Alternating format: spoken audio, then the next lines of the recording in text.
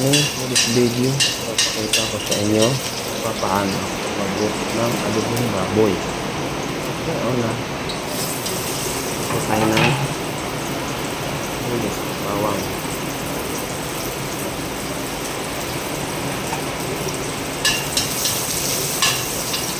Gawin lang natin yung init na pizza.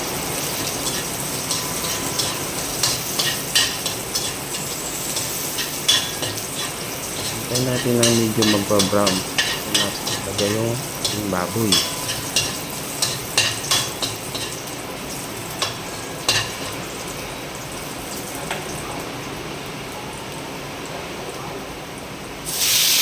Ayan, ilagay na natin yung baboy.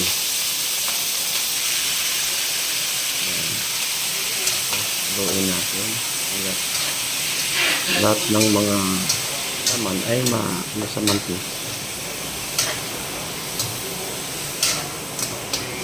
Kailangan halo.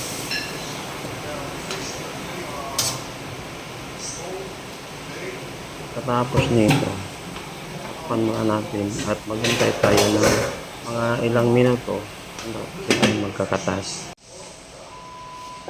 Kaya bubuksan na natin ulit. Ito medyo kulang pa. Haluin lang natin. Haluin para pantay yung kanyang pagkaluto.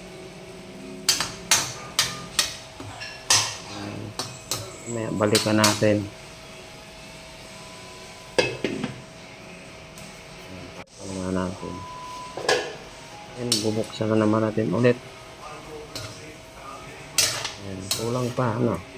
Medyo natutuyo na at brown na. Saka natin siya lagyan ng tubig pang palambot. Ayan.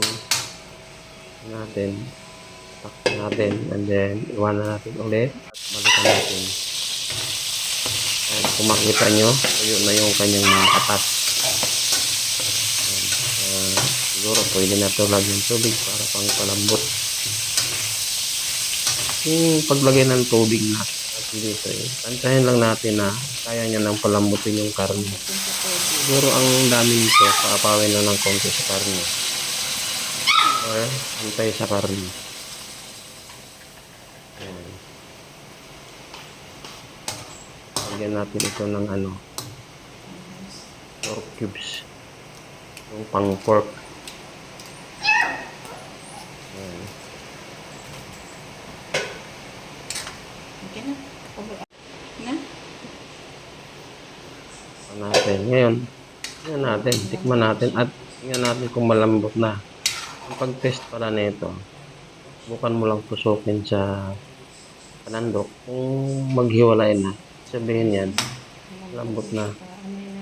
Ayan. Tikman natin kung ayos na yung timpla. Okay na? Ayos na. Sarap na.